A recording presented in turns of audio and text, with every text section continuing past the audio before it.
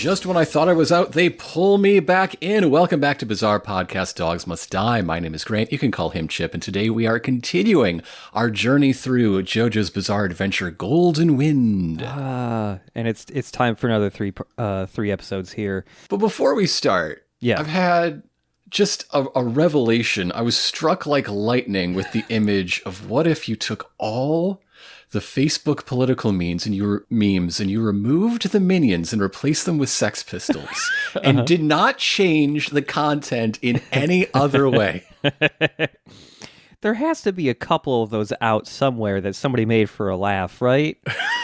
There's no way we're the only people who think the Sex Pistols are minions. Right? Does anybody who works on the Minions property know about Sex Pistols? There's gotta be. Okay, I'm finding a lot of like old-fashioned like impact font style memes of Sid Vicious. Okay. Is this something we have to make? Is this something we have to make? Because I'm not seeing any. Okay, this is not what I'm looking for, but I did find it, and it is good. Okay. I just want these tiny yellow men to tell me I'm not a real man because I don't, like, eat Cool Whip right out of the tub or whatever. That's what I need. Yeah. This just reminds me that, like I have never watched a single one, anything with Minions in it. Never watched any of it. And then years ago when I went to Universal Studios, I was on the Minions ride. You're cutting straight to the deep lore immediately. Yeah. Like the plot of the ride is that it's I don't even know the name of the fucking guy who made the Minions. What is the name of that character? I don't think anyone made the Minions. I thought he made the Minions. Okay. I've seen the first two Despicable Me movies. They do not get into deep Minion lore in there. Okay. But the advertising around the Minions film does posit that the Minions pre-exist those events by centuries. Okay. His name is Gru, and he's a very nice man. His name is Gru, right. And there's like some little girl or something that Gru adopted or something. He adopts 3 little sisters. Right. And the first movie is about them becoming a real family and not a fake family to cover up super crimes. Okay. Like, I had no idea about any of that, and so when you get on that ride, and the very first thing are those little girls going like, oh, it's the, like, anniversary of Gru adopting us, we gotta get him a present, and that's the whole fucking ride, is getting him a present or whatever, and I was, what the fuck is happening? I thought this was something different. And also, my mom and dad were far more invested because they love the Minions. So I was just like, what's happening? Anyways, JoJo. Today we are starting with Episodio 9, the first mission from the boss. So everybody's made it to the island of Capri, and the boys have all staked out a public men's room as their base of operations. Let's not forget that previous episode, Misa got shot like right through the gut. And so he is bleeding and obviously in a ton of pain. And Fugo is there in the bathroom with him to help him. He's going to do some first aid until they can get him to a hospital. And the first aid is to suture up that wound by stapling it with a stapler. Like an office stapler, not like a surgical stapler. No. Misa's like, what the fuck is this? Why the fuck did you do that? And then Fugo's just like, okay, time to get some duct tape to dress this wound. And then, like, 10 seconds later, Misa's like, actually, this is kind of cool. Once that is all taken care of, it's time for, like, a team meeting, I guess. Bruno assembles everybody in like, the Rook conference room. And it's like, hey, thanks everybody for all your effort. I guess Fugo did something when we weren't looking. Maybe he was sailing the boat. I don't know. He's just teaching Narancia how to be a human being. This is when we learned that Sale and Zukuro are chained up in the boat. Somehow neither of them is dead. Yeah. We saw one of them get shot through the brain. No, yeah. I really thought he was dead, and the other guy, the other guy just had his head zipped off, but that's magic. The other guy got a bullet to the brain. Wait a minute. So there's this couple, there's this young lady and an old man who are sweeping up, mopping up, and coming with their cleaning carts around. And they want to get in the men's room and clean that out because that's their job. And Narancia's like, hey, fuck off. This is our office now. I have a cubicle in there. I get good Wi-Fi. Shut up. And she tells him, hey, is your name Bathroom? Because if it ain't, then I don't see your name on this room. Get the fuck out of here. Everyone's very aggressive. Oh, yeah. And so she goes to just walk into the bathroom and start cleaning up. So he tries to stab her. Yeah, Narancia tries to stab her, and she does some fucking big boss CQC shit on him, grabs his own knife, and starts forcing it on his chin. And that's when he brings out his second knife and tries to stab her in the back. His second switchblade. And this is where Bruno's just like, whoa, hold up. Time out. Important people. The janitors are important. Yeah, these cleaners aren't just cleaners. No, they are undercover members of Passione. Mm-hmm. And the old guy who hasn't been stabbed or tried to stab is a capo. His name is Pericolo, which means danger. Oh. He is danger. And according to the JoJo wiki, is also meant to be an homage to Perry Como. I believe it. Yeah. Okay. Yeah. He is Italian-American, I believe. So Pericolo's English voice, you may have seen him in Star Trek The Next Generation or Babylon 5. What? Before he transitioned almost exclusively to dub work. Huh. What characters did he play in Star Trek? 2 or 3 separate guys with different facial prosthetics. Okay, sure. While his Japanese voice is Musashi across all the Getter Robo titles, at least the ones since the mid-90s. Okay. And also dubbed Harvey Bullock in Batman the Animated Series. Okay. Man, that's a character I forgot existed entirely. So that brings us to our OP, and when we return, Pericolo is introducing himself and meeting the group, and he makes a point of saying how impressed he is with what he's heard about the new kid, Giorno. Yes. There's a couple times throughout this whole debriefing from Pericolo here where we get really quick glimpses into Giorno's inner thoughts. Because he's he's writing all this shit down in his head. Everything. He is actually taking notes on a criminal conspiracy. Yeah. Pericolo is very small man. When you get old in JoJo, you become very tiny. Not quite Koichi size, but he's getting there. Pericolo is here to collect the 10 billion lire from Bruno here. And no one but Bruno knows where it is still. The rest of the gang's just where the fuck is this money at? I want to see all the cool money. And Pericolo also tries to explain that the girl that's also with him is just hey, sorry that she tried to stab you. She just doesn't like being touched. Most people don't like being touched, but... She really doesn't like being stabbed. That's the thing. Yeah, I guess being stabbed is a type of touching. Just worse. It's one of the worst types of touching. If you were to rank them, it's way on the bottom for me. Yeah. Bottom 5, to be sure. And so Narancia tries to apologize for stabbing this girl, and he does a bad job at it, so Fugo fucking decks him in the kidney and tells him to learn how to apologize better. Maybe Narancia's the way he is because Fugo's just really bad at teaching. Yeah, he doesn't seem like the best teacher. I don't like his methods very much personally. It would fit probably, several decades earlier when teachers would just slap the shit out of kids and stuff, but no paddles. So we find the 10 billion in... There's no cash. It is just fucking pirate treasure. It's all Yep. Jewelry and gemstones. I think there's like a fucking royal crown in here. Yes. And it is in the purple zone, unzipped behind the urinals. And everybody's like, wow, nobody knew they were peeing on all this valuable treasure. Yeah. There's also just a straight up big ass gold bar in there too. just a gold bar. So this is Polpo's little nest egg that he was hiding away, right? Mm-hmm.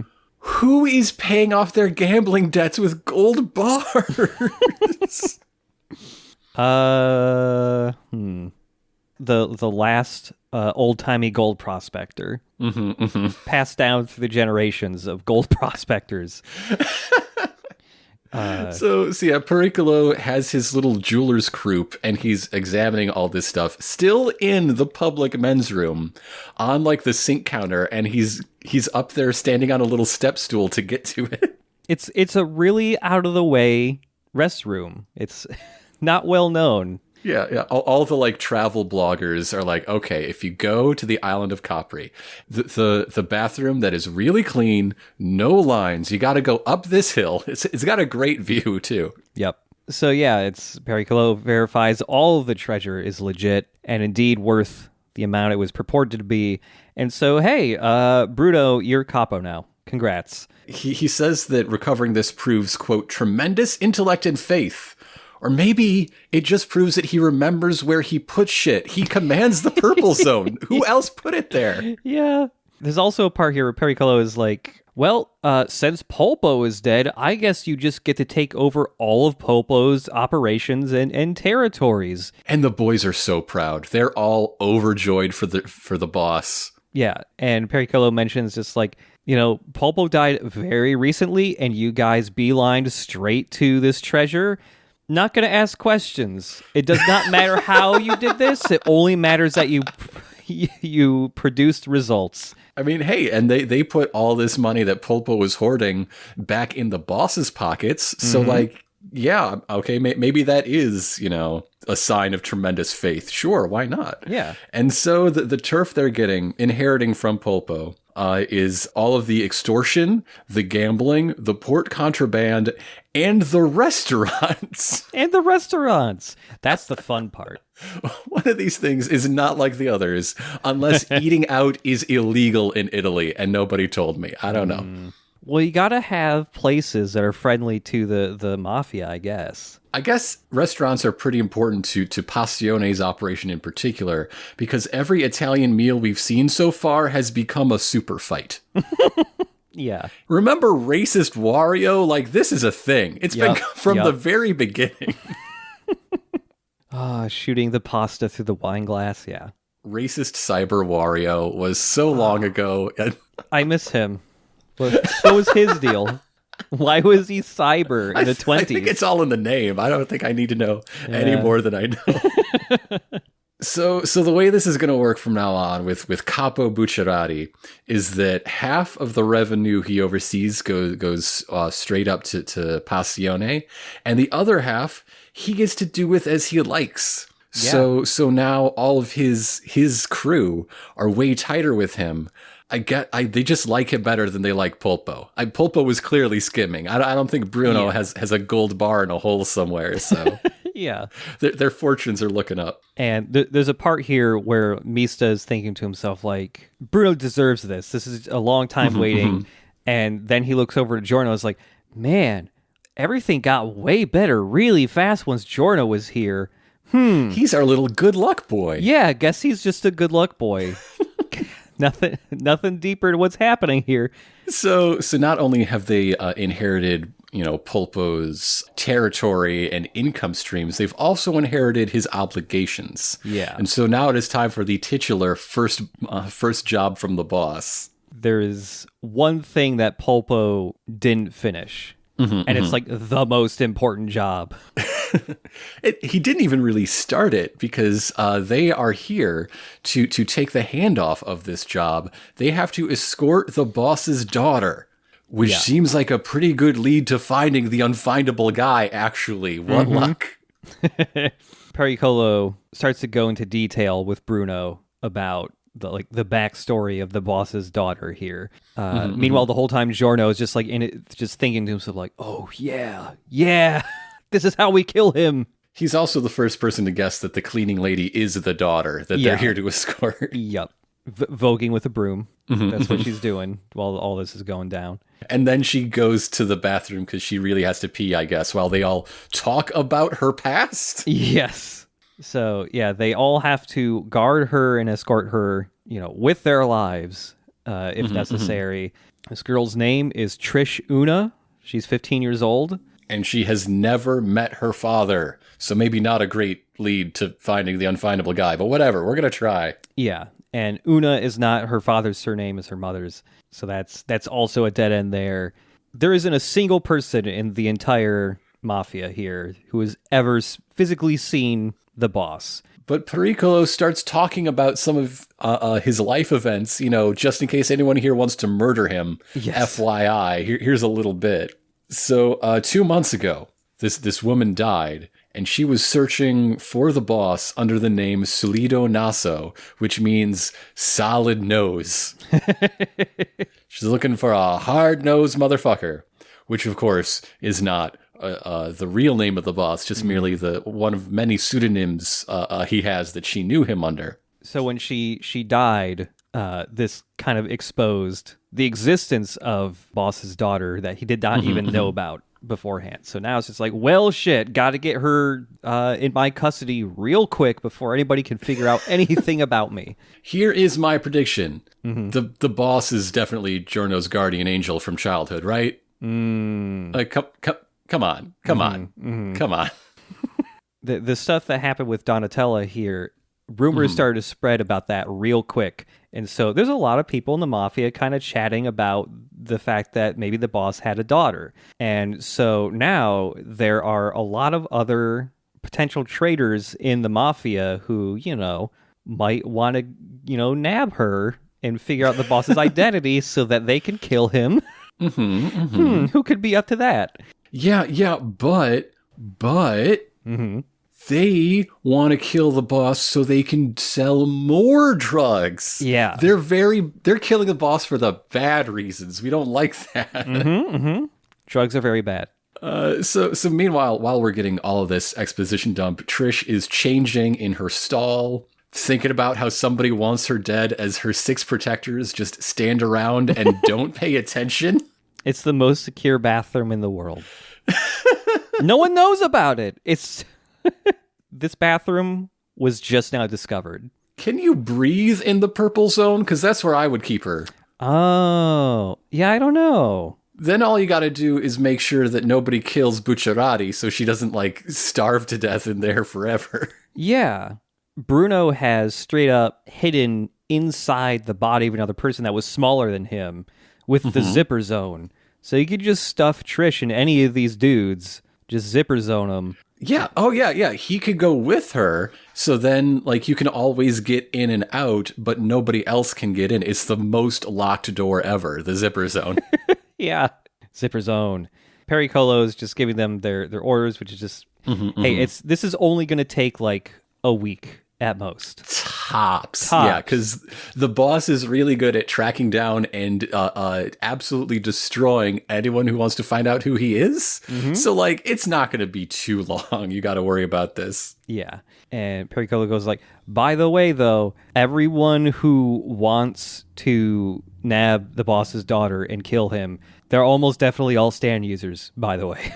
Anyways, bye. I don't have a stand. I'm going to die. Well, this means that Pericolo here has been fending off stand-using assassins. I don't know how long, but even 10 minutes seems to be pretty impressive. Yeah. I want to go fishing with this guy. Yeah. He could be my grandpa. And so Pericolo just leaves. Trish is in their care now. Trish comes out of the bathroom, and her outfit. She looks like Narancia in a wig. That's who this is. So her top is Polnareff's top, but what if it were snipped with scissors to take the shape of a bra? And she's got a math skirt. She's got a very mathy skirt. It is covered in the 4 arithmetic signs. Yeah. her choker has the same pattern where the one strap of her top goes up to connect. Yeah. Yeah, she comes out, she goes up to Fugo, and she's like, hey, take your jacket off. Huh? Why? And then she just takes she calls it a jacket, but it's a shirt with holes cut in it. It's a jacket. I guess. He just wears it as a shirt. I guess so.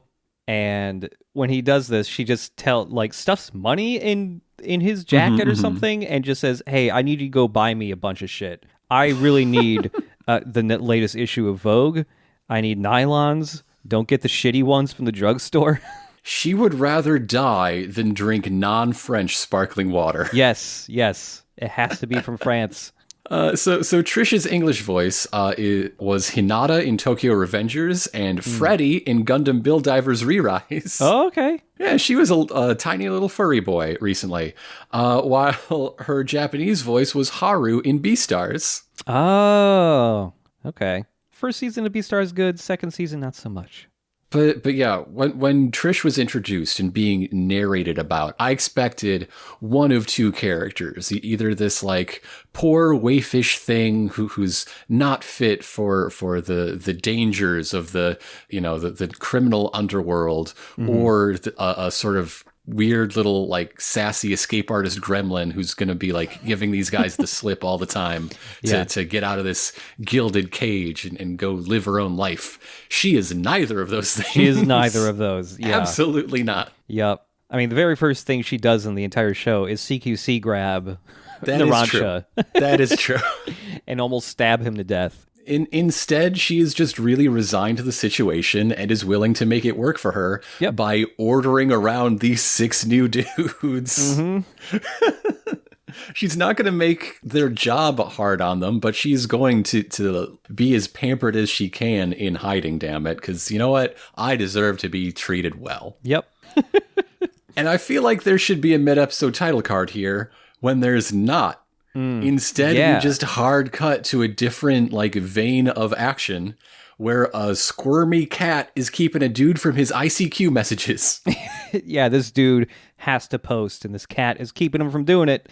You get to see this chat window start populating with messages with all these other characters that are very briefly not introduced, but you see them. And you see some of their names in the chat room here. We've got Gyakio, Formaggio, Prosciutto, Illuso. In this chat room is a bunch of people talking about, hey, Pulpo's dead. Pulpo's dead.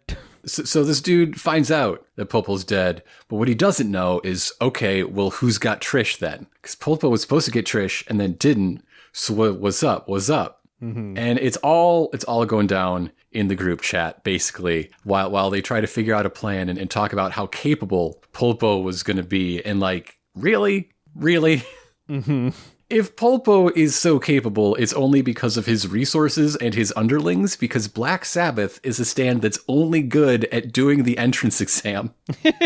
Yeah, you're only going to be able to escort Trish with Black Sabbath at night. Like, oh, you're trying to kill this kid? Here, take this lighter. Okay, now blow it out. Trust me. It ain't gonna work. That's not gonna happen. Yeah. And so I would be much more afraid of Bucciarati because he has inherited all of Pulpo's resources and his underlings, who are his best friends and seem to like him a lot more than they ever liked Pulpo. Oh, yeah. And he has a fucking scary stand. Yeah, Zipper Man is pretty damn strong. Zippers are powerful. This guy decides, well, if it's not Pulpo, it's got to be some other capo who's got her now. So just got to do some research on these capos and see what's up. And while he's doing this, he's picked up the cat, and he's doing something with the cat. And when he leaves, he has somehow put the cat upside down in a glass bottle. This is, of course, a reference to the classic Police song, Kitty in a Bottle. And now we get the mid-episode title card. It is the all of the people we've seen this episode on a relationship map. Yeah. Different groups circled with arrows going between and labeling how they relate to one another. Back in the action, we've cut ahead some number of hours, and Narancia is loading up a car with a whole bunch of groceries, and he's talking to himself about how he has to drive this long, double-back, tail-losing route to get to the vineyard hideout. Yeah. And he's got a little dancing guy keychain. Oh, yes. I love his little dancing guy keychain. Yeah, it's great. And as he's driving, we get a flashback to Narancia getting the orders to get the groceries and do this whole convoluted route with the car from Fugo. We just keep getting nice little, like, high detail close-up shots of the little dancing guy keychain. It's not... It's not significant. It's at not. all. It's just a little dancing guy keychain. He's very prominent in every shot he's in. And so Fugo has planned out the perfect route to find and eliminate any sort of tail that might come at any point in the process. And he's making sure Narancia recites it back exactly. And you know it's not going to work. So you know Fugo's going to flip his shit on this kid. Yeah. Have anyone else do this. Narancia can barely do math. How is he... And now he has to take care of a math lady. It's not going to work. This is, doomed to fail. Doomed to fail. But Abacchio tries to keep the peace by reminding everyone that, okay, Bruno said that this is Narancia's job, and we all know why. It's because Narancia has the perfect stand to eliminate anyone following him. Mm-hmm. Knowing how this upcoming fight goes, I don't know if that's true. Maybe if Narancia were a different person who is smarter and more resourceful, maybe, yeah. Technically, he might have a good stand for this situation, but it's Narancia.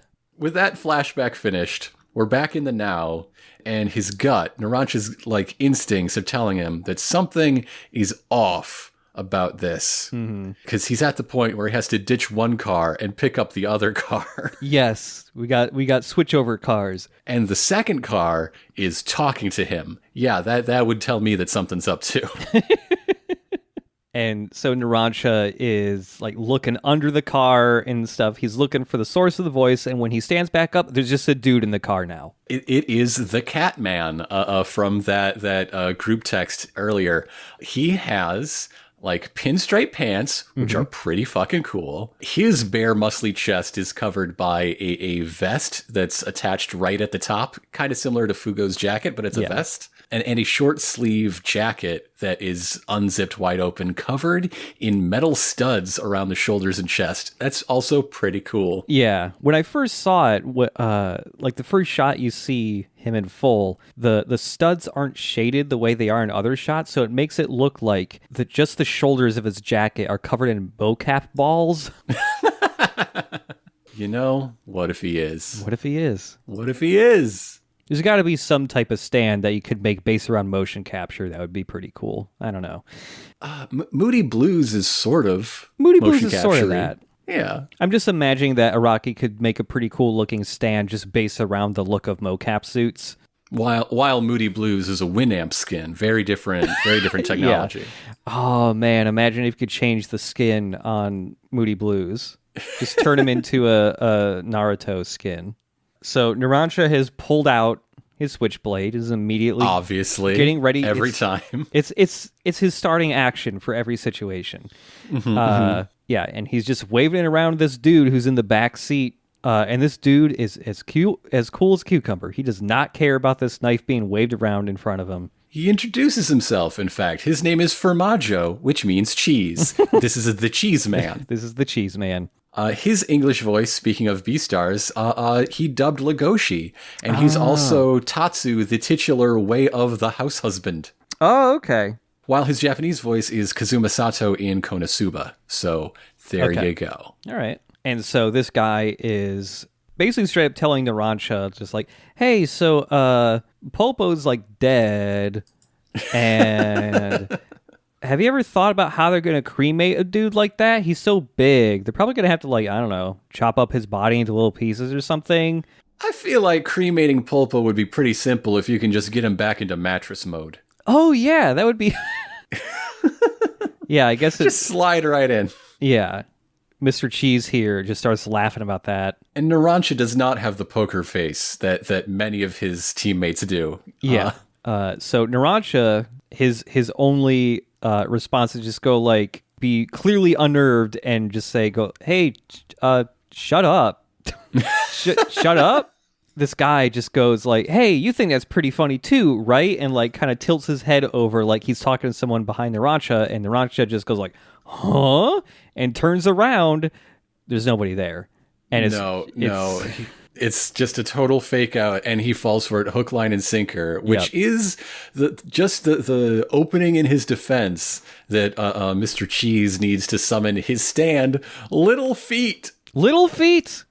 Or Tiny Feet in the localization. Tiny Feet. Which is very good. Tiny Feet. So Little Feet, the stand, is spelled like Tiny Feet, but it's based on a band who is spelled like a little accomplishment kind of feat. Yeah. So it's already changed. You don't have to. Although Tiny Feet is very funny. I do like it. Yeah, I kind of like Tiny Feet a little bit more. And this is one of the most robotic stands. Like, it looks like its arms could extend on little, like, actuators, but they don't. Yeah. It's got sort of a motorcycle helmet sort of head with big bared teeth. I guess we're in the bared teeth zone, but between Little Feet and Craftwork. Excuse me, yes. Arts and Crafts. Arts and Crafts. But its most unique characteristic is one long index finger that extends to like a razor sharp point that's like twice the length of any of the other fingers. Yeah. When Narancia here, has a opening his defense here, he just gets punched by the stand. Nothing fancy. He just gets decked by it. And so Narancia, after getting knocked down to the ground, summons his own stand, Aerosmith. And Aerosmith is a little plane. It's just a little plane. Yeah. It's got bombs, it's got machine guns, but it is just a little plane. So Aerosmith, the band, like this is being written in like, I think we're in 1996 now. They were basically at their height. They're just coming off of Get a Grip, their best-selling album ever. Mm-hmm. Won 2 consecutive Grammys for Best Rock Performance off of songs from that album. We're talking like Crazy, Crying. Aerosmith is top of the world right now. Yeah. While the band Little Feet was formed when Lowell George got fired from Frank Zappa's band. Okay. And took several other founding members of Little Feet from Zappa's band. And he tells the story a few different ways, but in the end, like, they became successful because Zappa set them up with a deal with the record label. It was a very amicable firing. Okay. But yeah, they're a pretty decent, like, early 70s Southern rock band that is listed as like a inspiration to some of the English blues rock bands that are much more associated with JoJo's. Yeah. So Aerosmith here in the English localization is changed to Lil Bomber. It's adorable. Lil Bomber. Uh-huh. I almost kind of like that more just because it's cute sounding. It's very cute. We've got this whole episode here, we got 2 stands fronting each other that have cute localized names. Little Feet or Tiny Feet and Lil Bomber. It doesn't look so much like a fighter plane as like a toy of a fighter plane, right? It's got really exaggerated angles, and the tail fins stick up so high, and it's got this really cool, like, bright red paint job. Hell yeah. Yeah. And it's like the exact size of like an RC plane. Maybe a little bigger. Maybe a tiny bit bigger because of the wingspan, but it's like bulbous. It's almost like a sort of super deformed style. Yeah. And so Aerosmith just starts shooting the car this dude is in with a hail of gunfire. And meanwhile, Narancia's just kicking the shit out of the side of the car and slowly denting it. We have never, I don't think we've ever had a stand user that's just, as a default state, flying off the handle. And even for villains, we've never had that, I don't think. Yeah. And so, like, Okuyasu would tell this guy to just, like, okay, calm down, breathe, come on now. And so this guy who was super cocky and chill and in control earlier is just like trapped in this car trying to rapidly punch all these bullets away, and he's going like, wow, fuck, I didn't expect this dude to be fucking crazy. And so Lil Bomber flies in a shattered window and drops a bomb that totally vaporizes the interior. While Narancia is continuing to treat this car like it's the fucking Street Fighter 2 bonus stage. Yeah. But of course, Mr. Cheese escapes. You couldn't expect a fight to be that quick. Oh, yeah. Because he is a Shrinky Dink. Yes. That's what he can do. He's a little Shrinko. Yep. Tiny feet. And tiny rest of them, too. Altogether tiny. Yep. What if his stand only made your feet tiny? And then you just fall over because you couldn't balance on the tiny feet. That's still pretty effective, I think. Maybe more as a support stand, but that's really useful. So there's a bit here where Naranja's just like, where the fuck did he go? His corpse isn't in there. And like he has his back turned to the car, and this dude is just a really tiny, like Ken doll sized version of himself on top of the car, and he just hops in Naranja's little pocket. Yeah, he's going to spend a large part of this fight just hitchhiking in Naranja's skirt. Yeah. So now that he has a better view of what Naranja was doing, he's like, oh, doing some shopping, getting some groceries, huh? Getting some women's nylons, huh? Wait a minute. I think you're the guy I'm looking for you to be. I think you got that girl I want to get. He has a lot of insight into why a guy would buy those particular type of nylons. That wouldn't be his mother. Somebody's mom wouldn't get sexy nylons like these. It's not his girlfriend either. Clearly, this is the daughter of a mob boss. Yeah. The thing that really makes it click for him is women are so particular about their nylons. They always buy them on their own. They wouldn't trust anybody else to do it unless they were locked up in a safe house for their own protection. Just a little bit of extra research. After checking with precisely one woman, I believe that Formaggio's logic here is sound. However, the scene does fall into question because Trish doesn't wear any sort of hosiery at all. Like, look at her. Why is she buying them? She's not wearing them. As Naranja is like trying to find his quarry, we notice he visually shrinks like an inch or so. And this is foreshadowing of what's to come. The arc where Naranja has to move to Morio, where the like civic infrastructure is fit for small people. Mm-hmm. Yeah, and that's the cliffhanger for this episode. Him getting slightly tiny.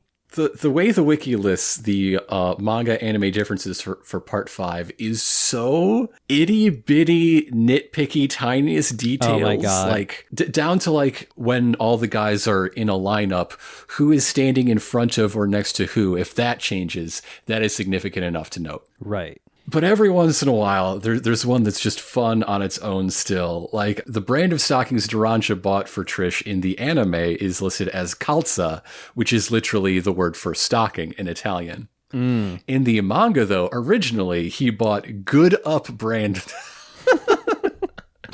Good Up. Good Up. Good Up. And that brings us to Episodio 10, the Hitman Team.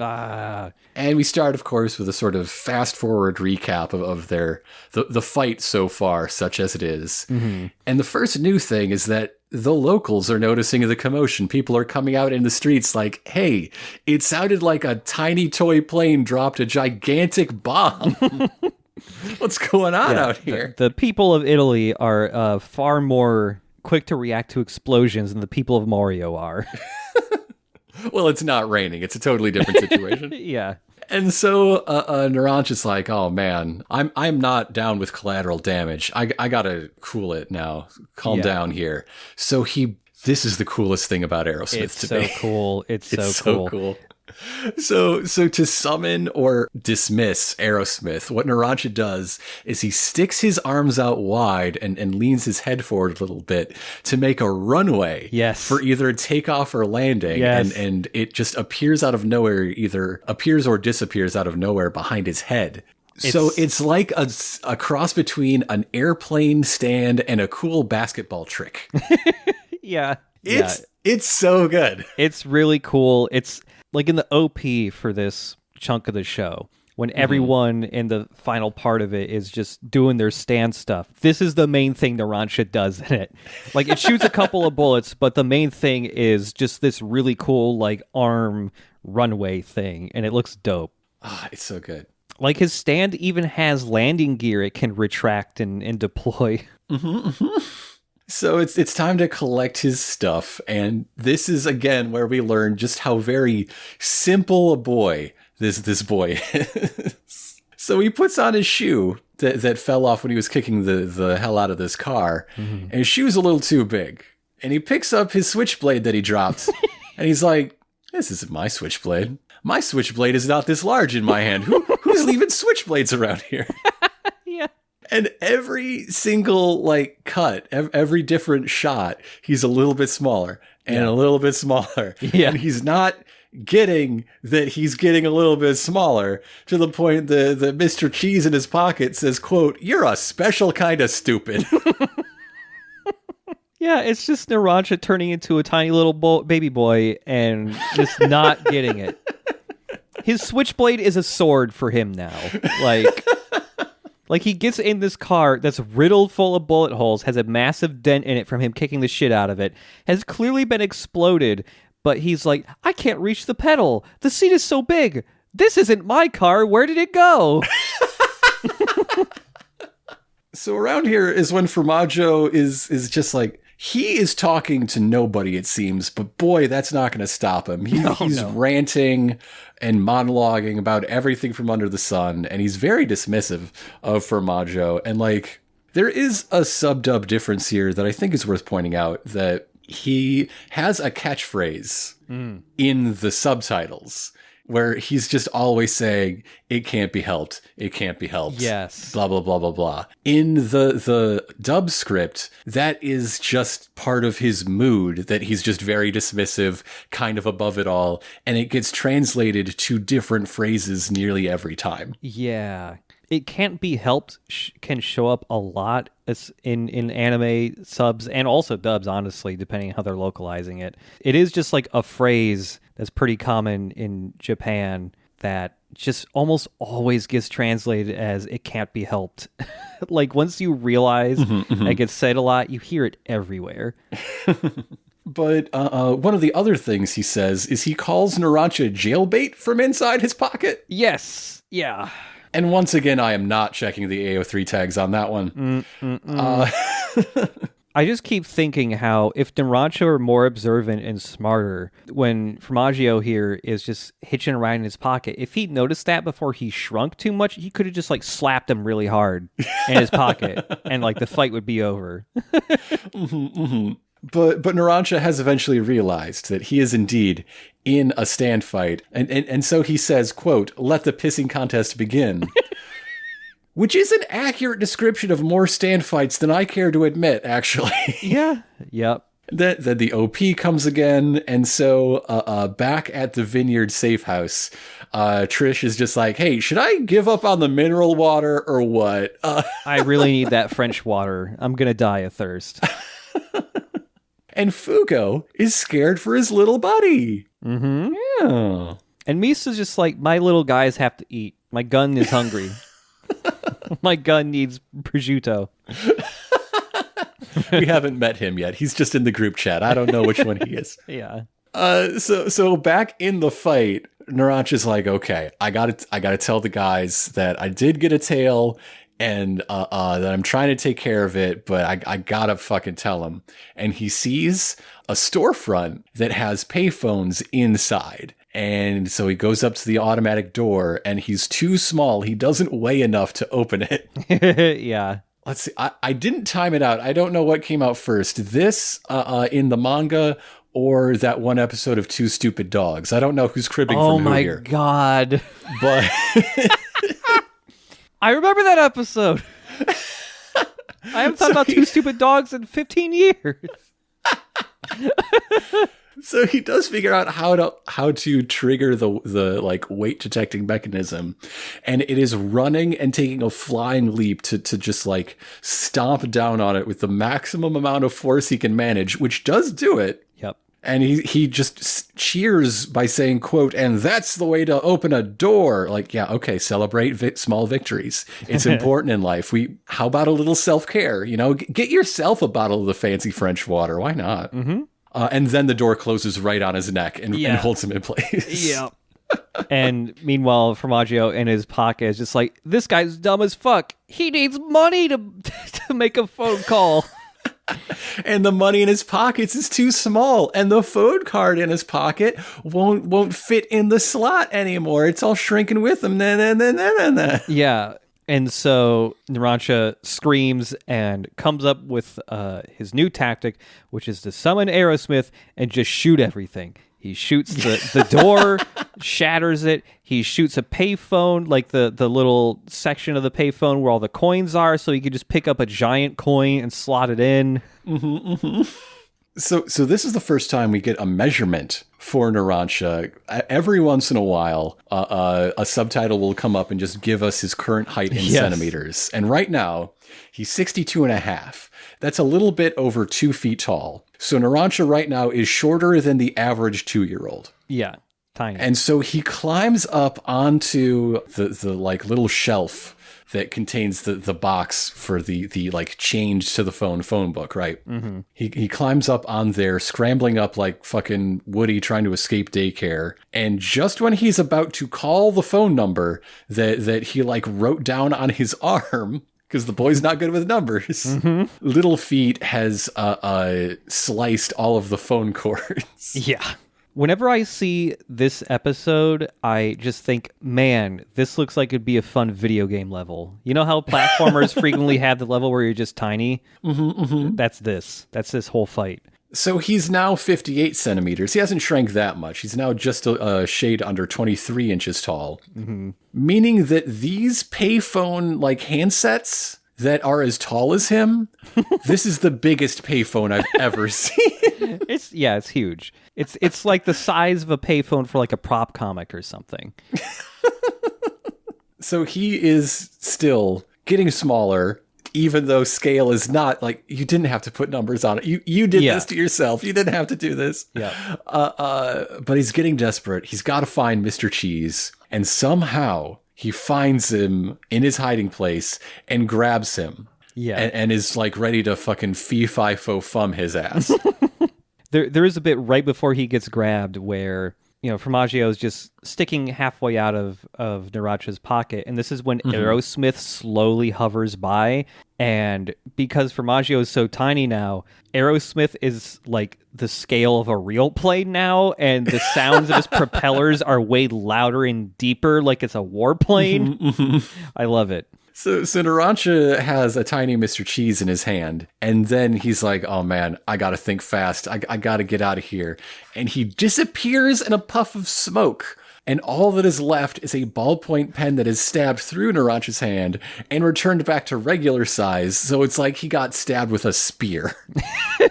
Yeah. So yeah, he's just got this thing stuck through his hand, and he's gone. So Narancia runs back outside to try and chase him down. This dude has already latched onto, forget what is he latched onto? Oh, it's like the back of a road sign. Yes. He's just hanging on the back of a road sign. And he's thinking to himself about his clever little escape. He didn't just disappear into a puff of smoke. No, he stabbed Narancia with the pen and then immediately returned it back to normal size, which gave him the impetus, the incredible force to fling him at speeds faster than the eye can track all the way across the street. Yeah, and he didn't die from that. Good job. No.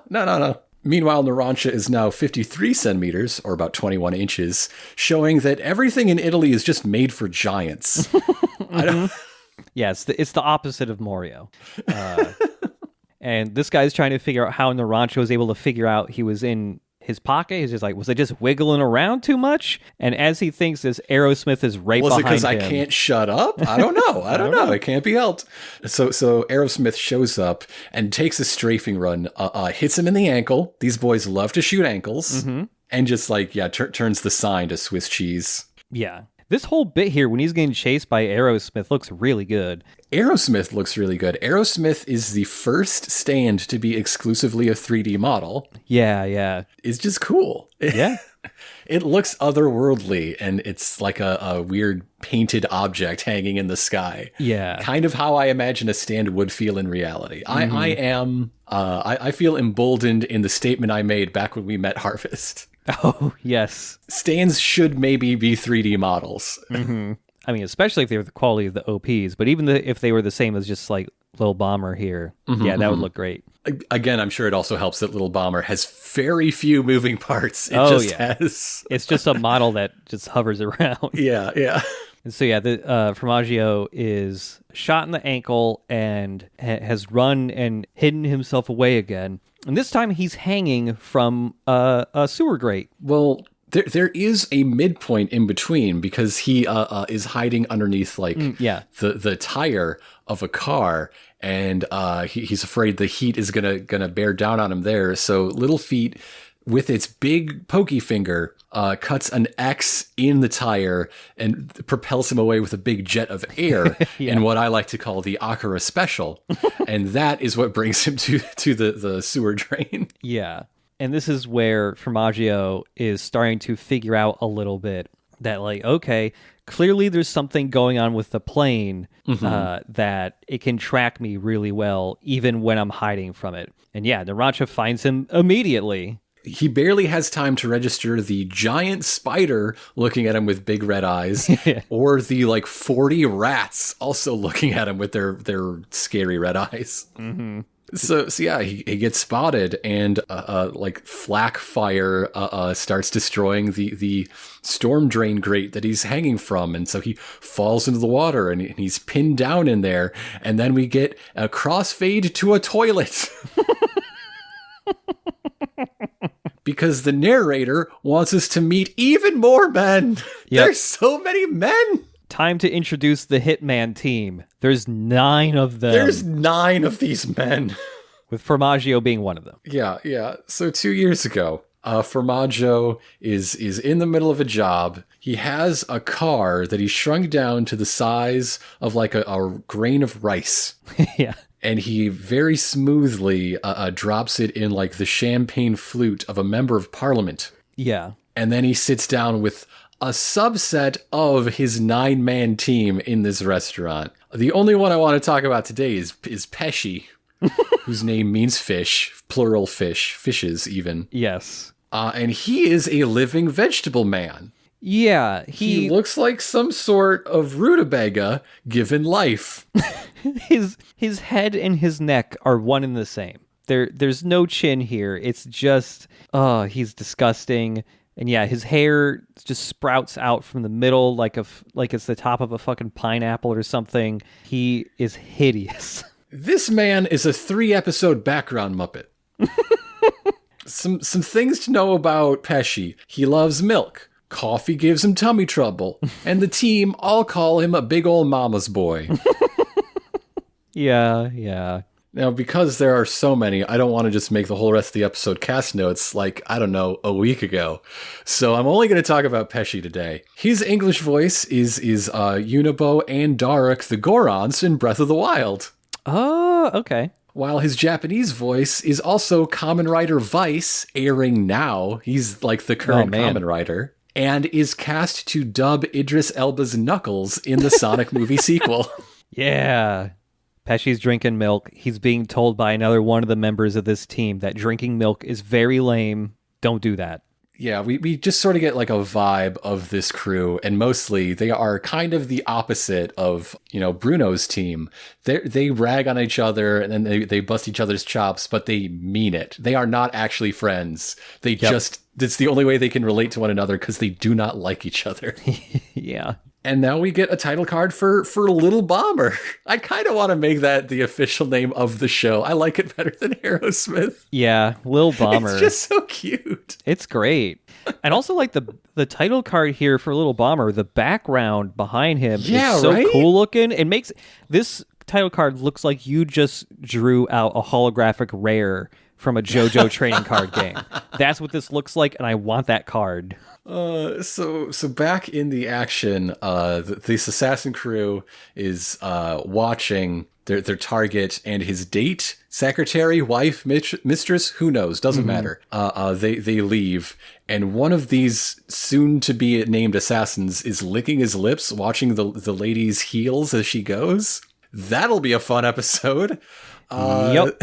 And then once they get outside, Mr. Cheese uses his power to return the itty-bitty car to regular size, exploding this man horrifically. Yeah.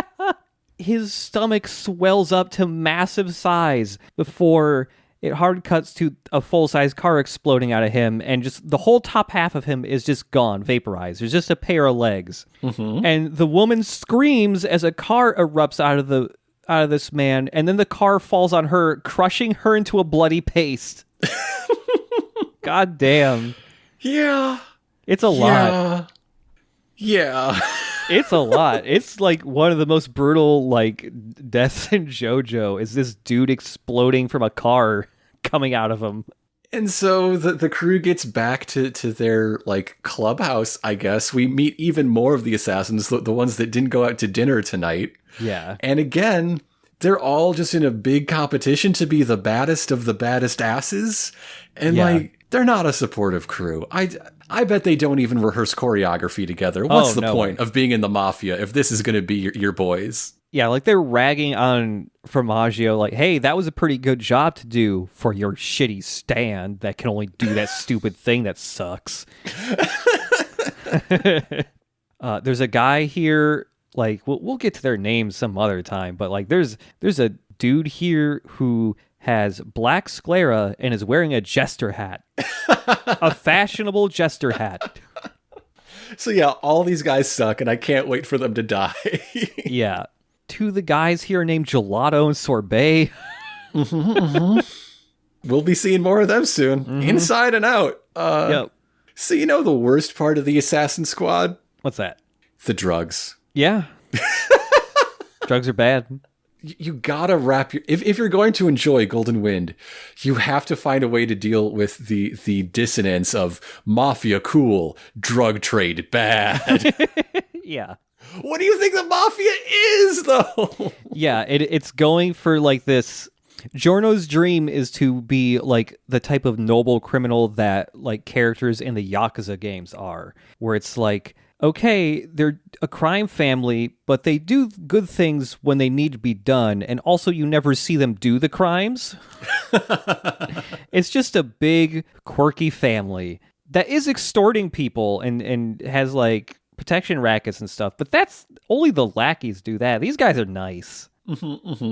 So we're learning that times were good, but you know what really makes a mafia turn bad? It's when there are cheap drugs coming in from various regions of Asia that can be sold for incredible, ridiculous markup on the streets. And that's where people start to lose their way in the sights of this filthy, lucrative drug business, including the previously mentioned Sorbet and Gelato, who are, I don't want to say strongly implied because it's practically outright stated, but in every way other than actually saying it, are a couple. Oh, yeah. Like...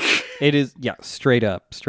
And they've gone missing. We got to find them. Yep. They got to find them. They're also talking here about Pulpo, how they want to kind of like take him out or they're jealous of his position. Like, hey, we're the assassins, the hitman team. We're like the most capable fucking dudes in the entire mafia, and we're not getting what we deserve. Because Pulpo has pretty lucrative holdings running the gambling, and the drug team, obviously, they're fucking swimming in it. But what about us? We're the goddamn assassins. We deserve to be way richer than those people. And so, yeah, we're seeing people from the Hitman team at various locations kind of communicating with each other via laptop and phones and all that, trying to figure out where Gelato and Sorbet are. And they're pretty sure that these two have got it in their heads. They're going to find out who the boss is, and they're going to try to take on the boss in order to seize the drugs. Yeah.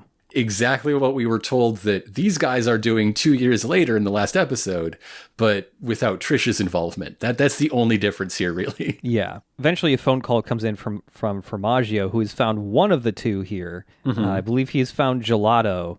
Gelato has been asphyxiated, sitting in a pile of blood while Sorbet is still missing. Yeah. And I really appreciate how everybody has these big, chunky 90s laptops. Yes. Yeah, they're really chunky. And also how all text is in Italian. And if you, like, translate it, it's what they're talking about. And as far as I can remember from being very, very, very out of practice, it's, like, grammatically correct Italian. Okay. I was always the worst at prepositions. I don't know. I don't know when to use fra or any of the other ones. When were you learning Italian? It was my language requirement in college. Oh, okay. But yeah, on Gelato here, who has been asphyxiated, he's also been like tied up. There's a little note just attached to some of the ropes, and it just reads punishment. Again, in Italian.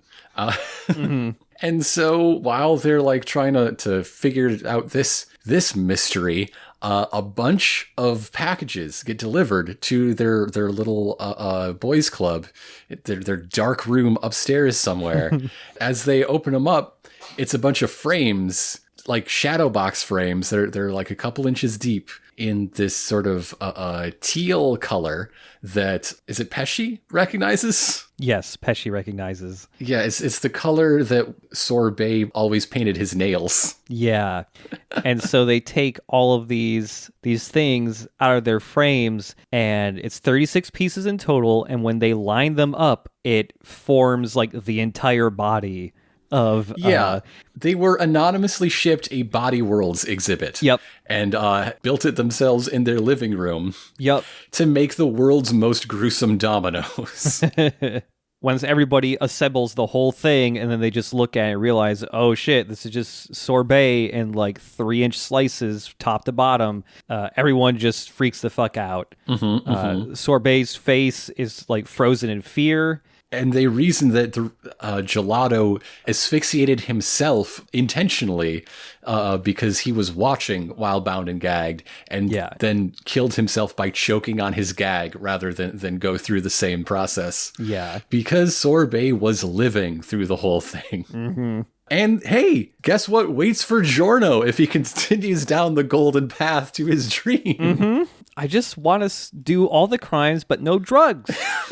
And this is what I get? So back in the future, 2 years after receiving the message, apparently it didn't fucking stick because they're trying to do the same damn thing. It seems like a pretty ineffective message sent by the boss or a boss's hand-picked assistant who likes to slice people and put them in frames. I don't know. Yeah, they seem ready to try again because of the difference they think the boss's daughter will make in this whole thing. But with that whole flashback out of the way, we cut back to, this dude's underwater, he's tiny, he's in the sewer, and he's getting pelted with bullets from an airplane. And this is when he figures out how exactly Aerosmith is following him, because you see, he must be tracking exhalations. He's got a carbon dioxide-based radar. Yes. Because Lil Bomber here starts shooting, but it shoots a bunch of rats in the water nearby him instead. So anything that breathes is showing up as a blip on Lil Bomber's tracking device. Just like how mosquitoes follow people, which is why they always say that suffocation effectively prevents malaria infections. It's true. You can look it up. Huh. I didn't know that part. Anyone who dies of suffocation will not then get malaria. It's 100% effective. And Formaggio, realizing how exactly this stand is tracking him, figures out that like, oh, that's why Narancia like called his stand back a little bit earlier, because a bunch of like innocent people were about, and he didn't want to risk accidentally shooting them if they popped up on his radar. It's not like he cares about, shooting people dead in the street or anything. Yeah. And so now we see a different part of Lil Bomber, the targeting gizmo. The targeting gizmo. There's a little helicopter propeller just attached to an eyepiece to hold it in place hands-free. Yeah. He could just have like a little telescope or something, or a handset. No, he's got a self-supporting helicopter radar eyepiece. And it, again, keeps the very toy-like aesthetic, the way it has like bulbous ball joints where rods meet to expand and contract. It's very good. It's very good. And yeah, this displayed on the eyepiece is just like a straight up like fucking military ass looking radar.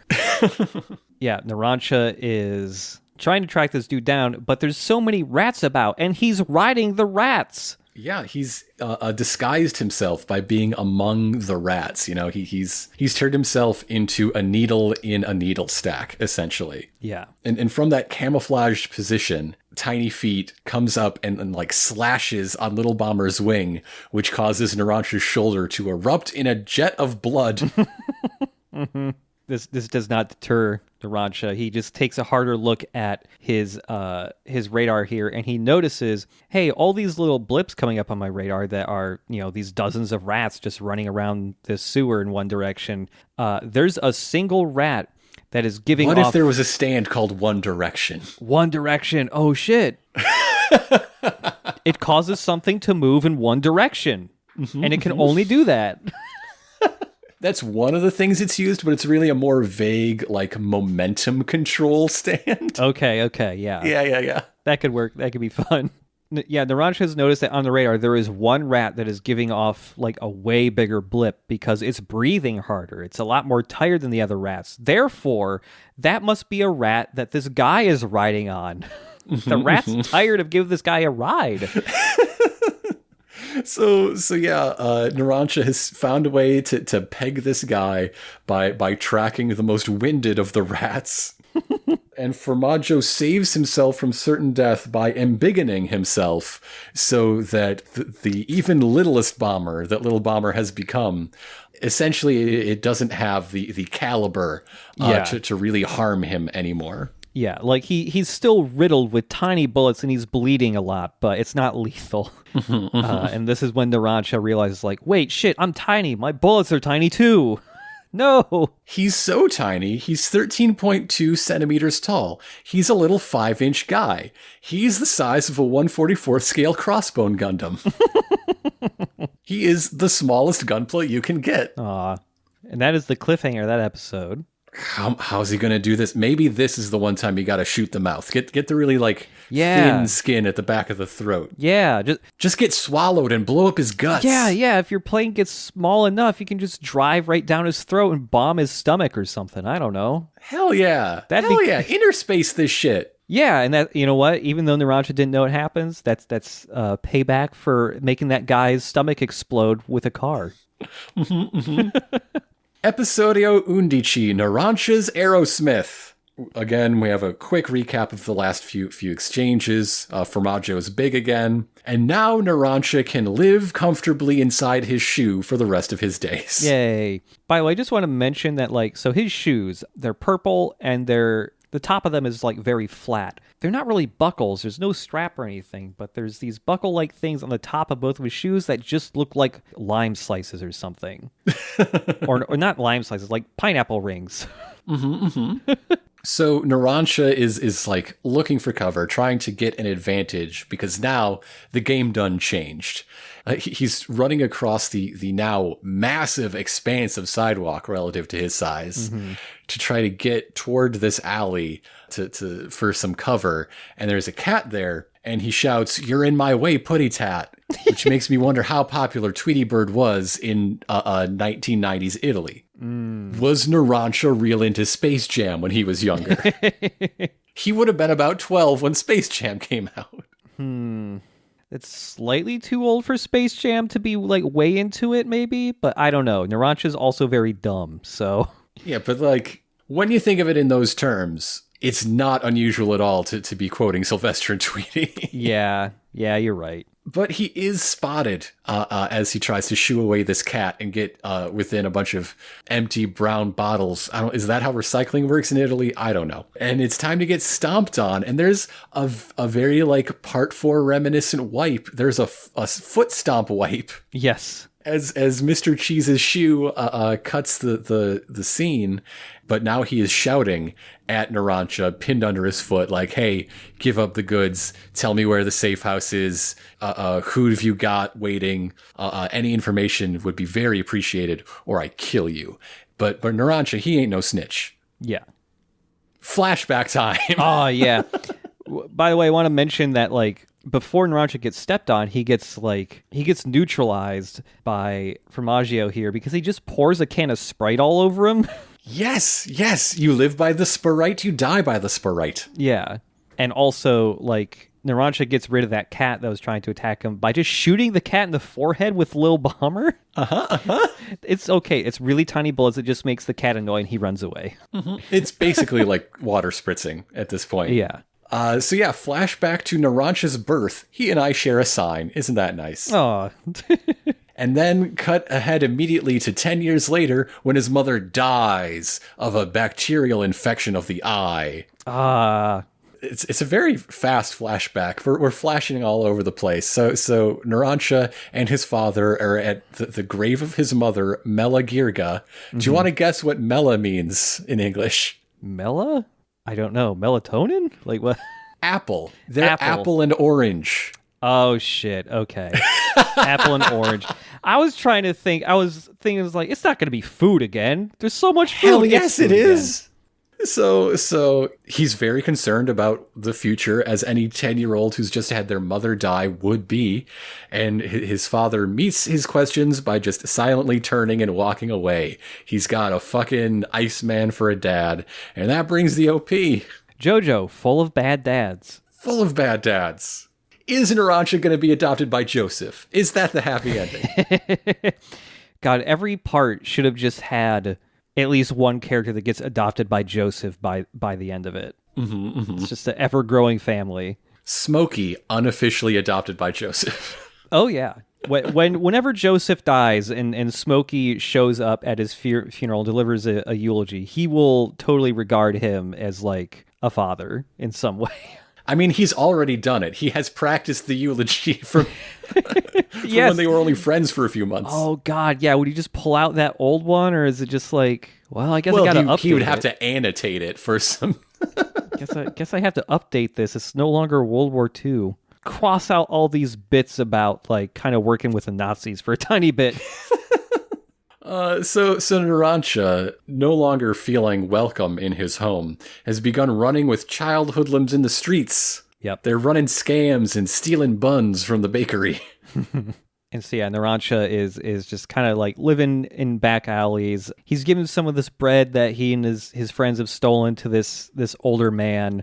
Sort of like an Artful Dodger type, an older boy who's running the scams. Yeah. And everybody like pays up the chain. And Narancia really looks up to this guy. He thinks of him as his big brother, idolizes the dude, and even is like, hey, if you want to be cool like me, you should dye your hair and look like me. And Narancia says, yes, I will do that. Yes. Mm-hmm. And, like, he's showing off to some friends, like, hey, how's it look? And they're like, this looks really bad on you, dude. And then hard cut to, oops, Narancia looks like the dude. And so the cops mistake him for this other guy, and he gets arrested. He takes the fall for like some like a violent mugging because the old lady picks him out of the lineup for the hair. Yep. Maybe her eyesight's not so good, I don't know. And while Narancia is in the police station, he gets headbutted in the face from one of the people interrogating him. However, the subtitles have like the cop call the headbutting guy counselor. Yeah. Did Narancia get his ass kicked by his own lawyer? Oh my God. Is that what I meant to believe? Oh, man. Maybe he's a state prosecutor who beat Narancia up.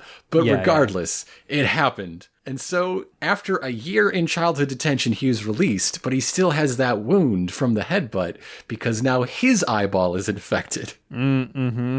It's really gross to look at. I don't like looking at it. It's gross, yeah. And so, yeah, Narancia is... Oh, man. I was just scrubbing through the episode and I saw his fucked up eye again. And but yeah, once he gets out of juvie and is walking around town, the alleyways and stuff, there's like a bunch of rumors going around about him. Like, he has been completely shunned by his old friend group.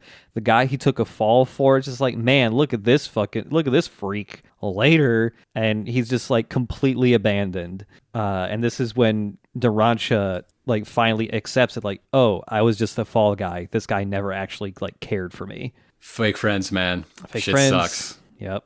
Well, if his street family won't take him in, he's still got a real family. Time to go back home to Ice Dad's big old house. And Ice Dad still sucks. Fuck that guy. Still sucks. So yeah, Narancia's just out in the alleys just eating out of garbage and stuff. And this is when a young Fugo finds him. Fugo, who's got a outfit that looks like what his outfit would become, but it's not quite there yet. Like, it hasn't evolved on the Pokemon chain to Fugo's final form. Yeah, so like all the areas where there are holes cut out in his modern day outfit, there's outlines of those holes on his previous version of his outfit, but there's still, like, they're not cut out. It's like he has perforations that he just hasn't gotten around to, like, snipping with scissors yet or something. Like, he's thinking about it. Like, he's considering. You know, he's got training wheels before he really commits to cut out the holes. Yeah.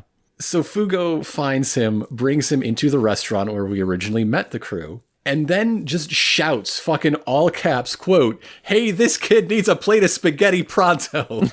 Yeah. The first kindness that Narancia has ever seen since the death of his mother is, "Get this boy a sketty."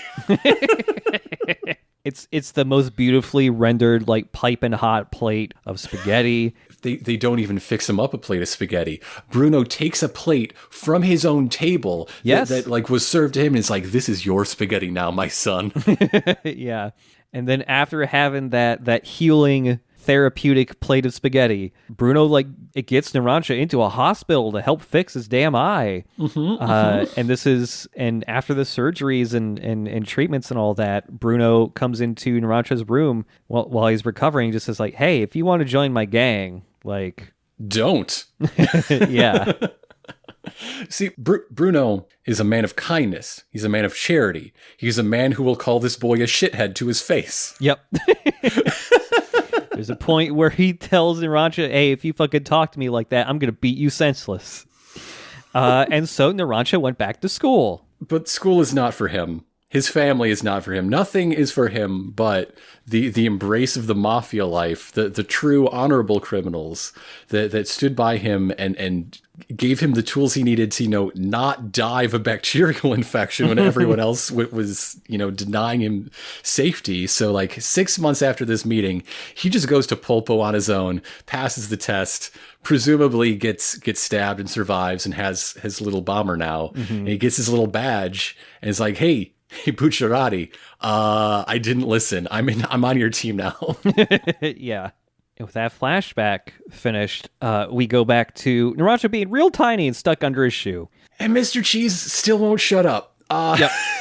Yep. Now what he wants to talk about is the specifics of this plan, because sure, Trish has no history with the boss. She hasn't met him any more than anyone else has, but you think the boss had a kid that isn't a stand user?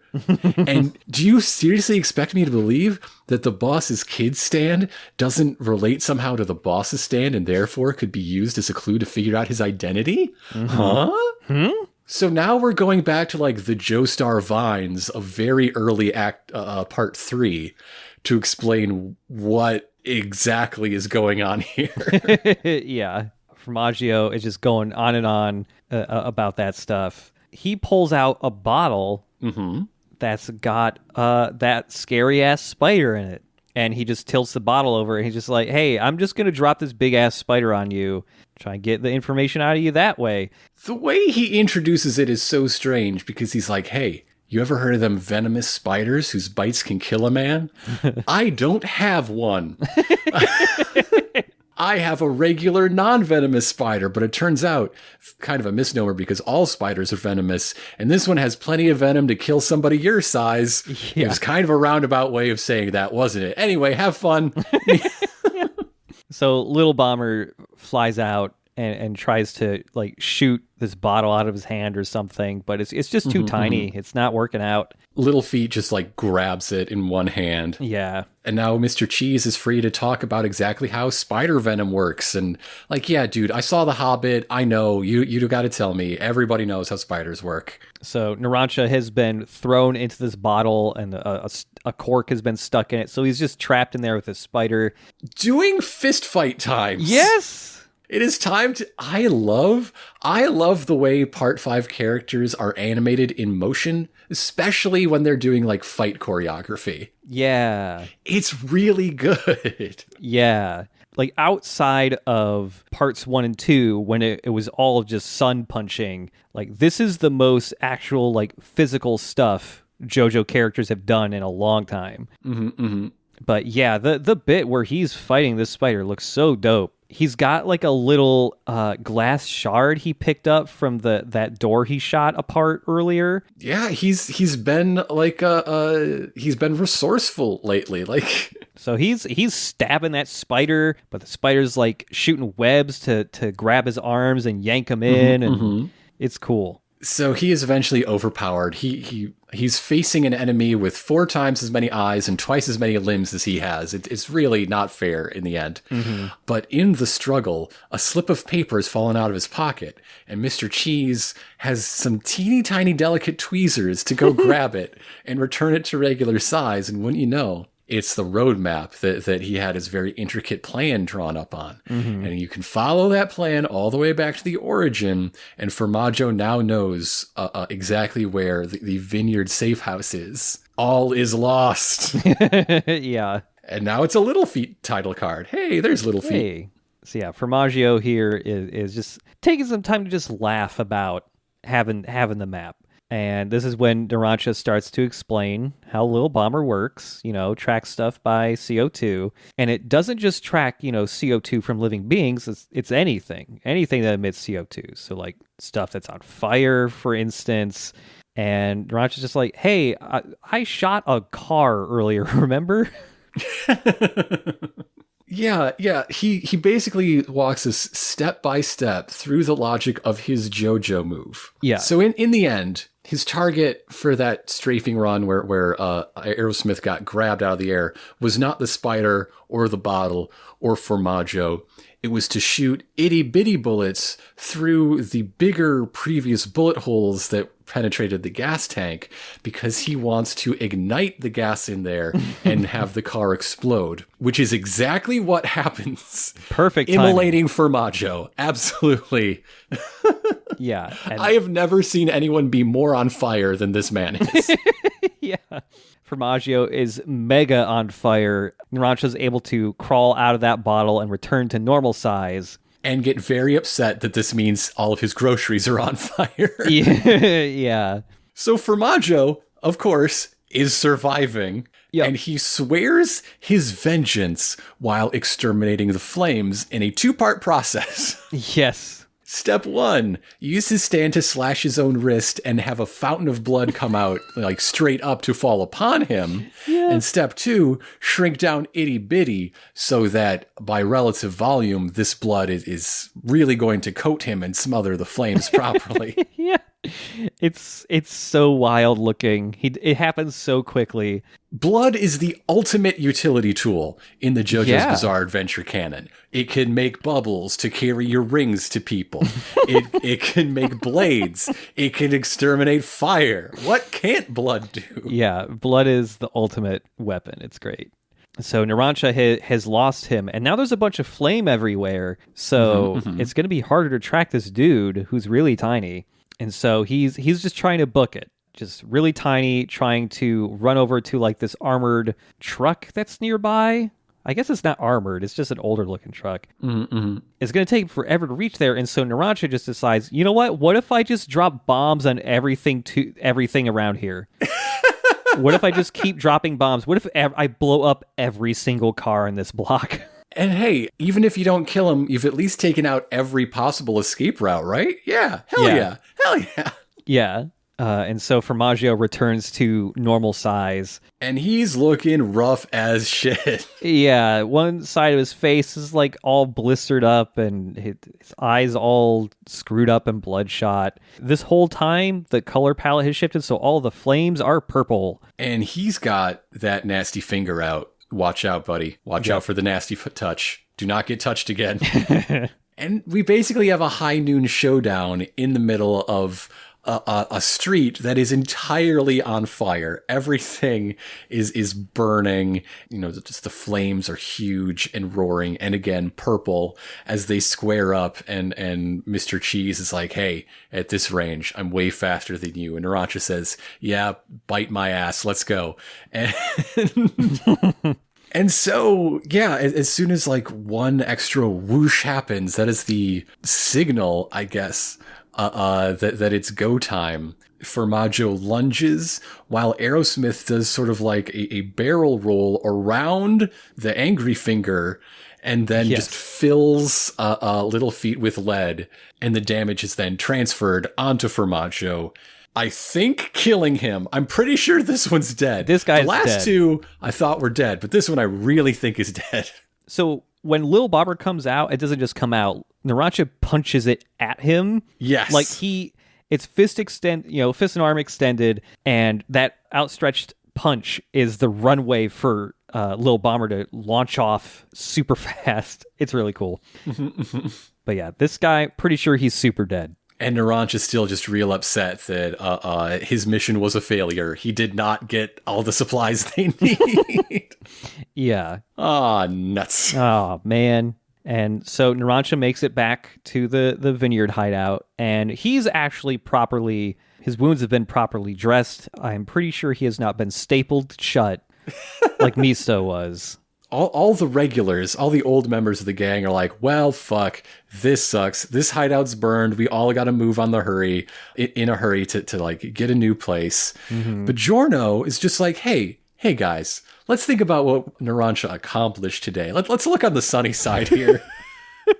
Why don't we just reflect on the intel that our good friend and compadre here brought back to us? We know who's after us. That's cool. We can pass that up the chain to the boss. That's probably good. And why don't we just wait for instructions? Yeah.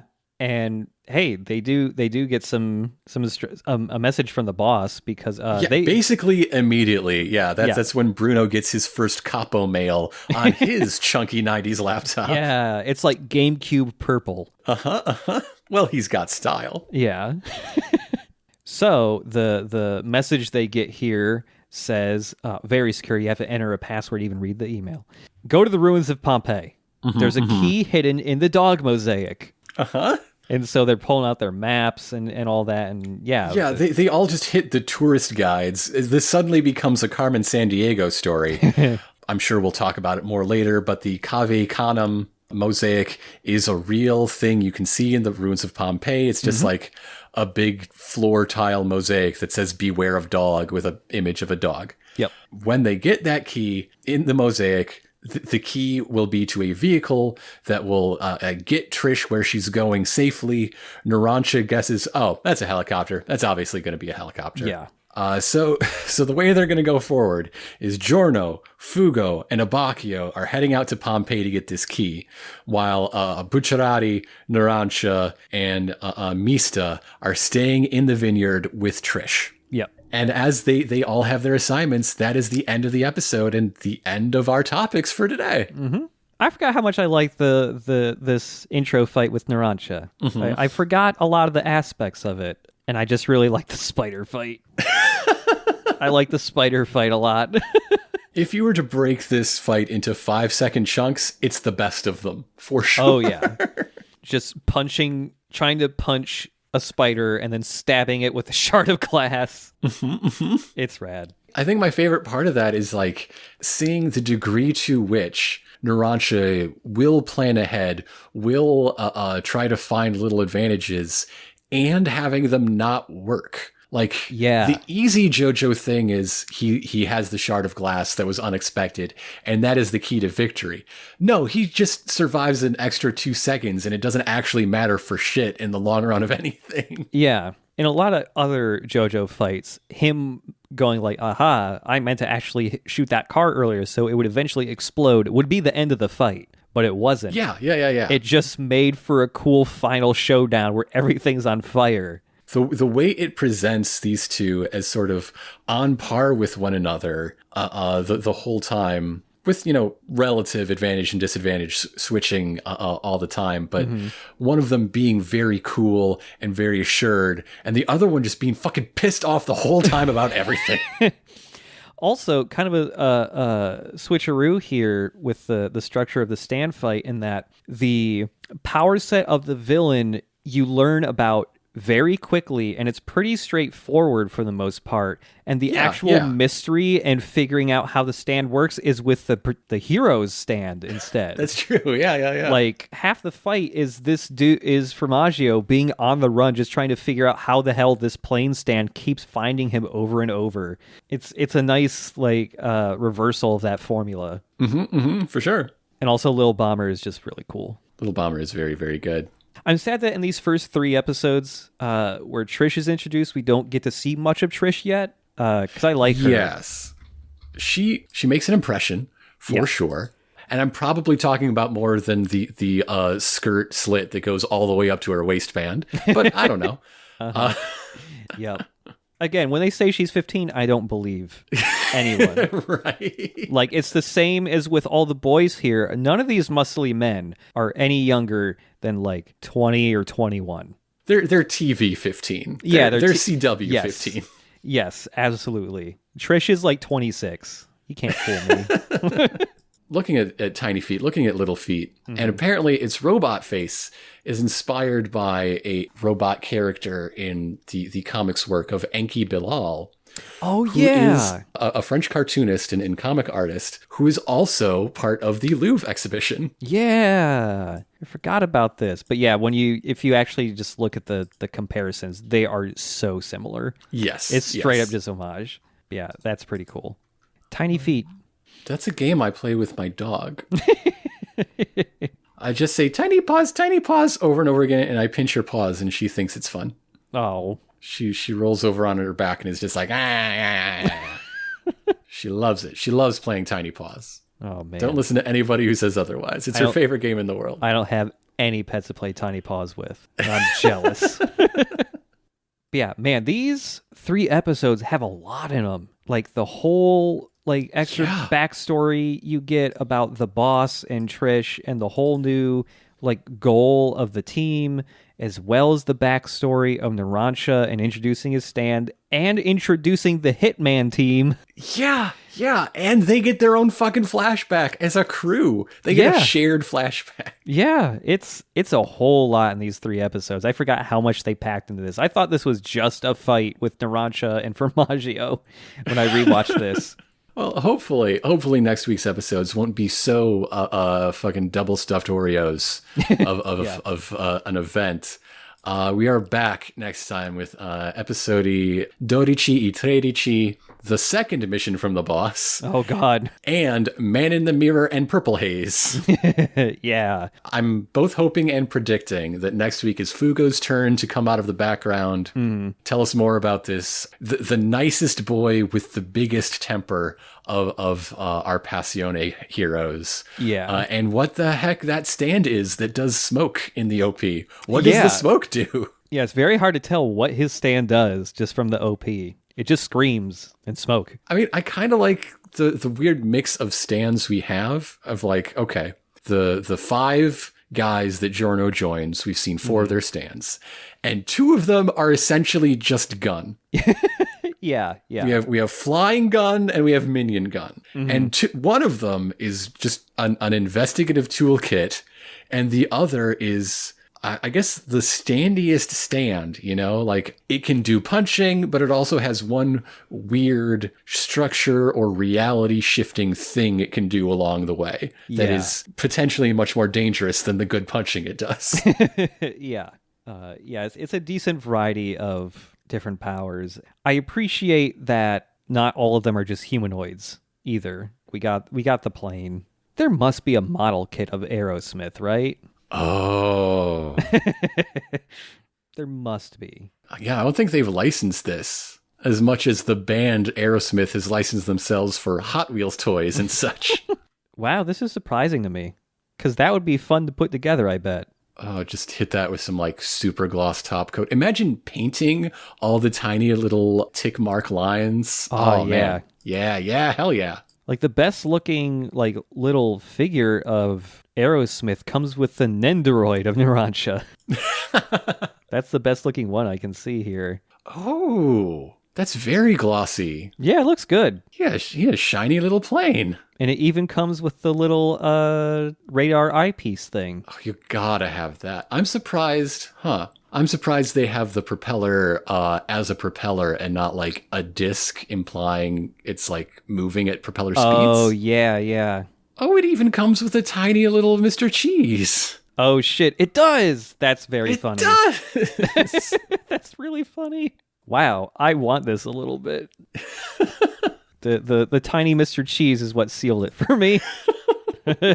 We got to get sponsored by Good Smile or something. Yeah, come on. They got a bunch of Moderoids coming out this year. I want their Shin Get a Robo. I want their Big O coming out this year.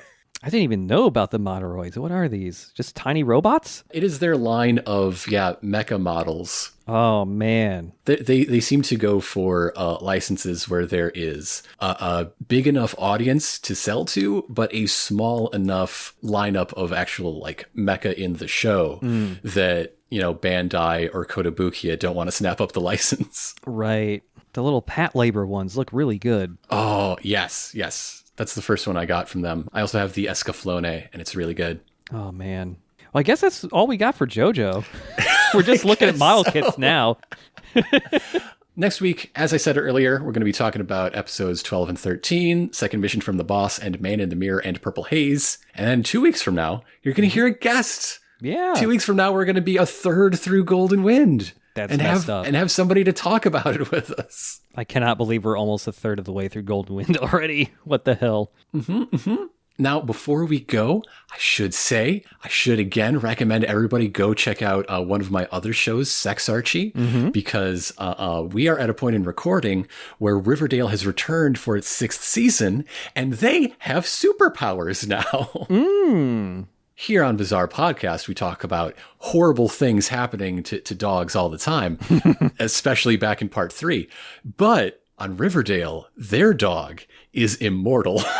Yay! The dog seems to have fucking Wolverine-style regenerative abilities. Ooh. While Archie and Betty have their own superpowers, and I think Jughead does too, but he might just have a disability. Okay. Again, people are hearing me from the other side of quite a backlog on this show, so if you are keeping up with Sex Archie, you already know what direction that has broken. I really think it's going to turn out to be superpowers, though. Yeah. All right, and with that, we'll see you next week. To be continued.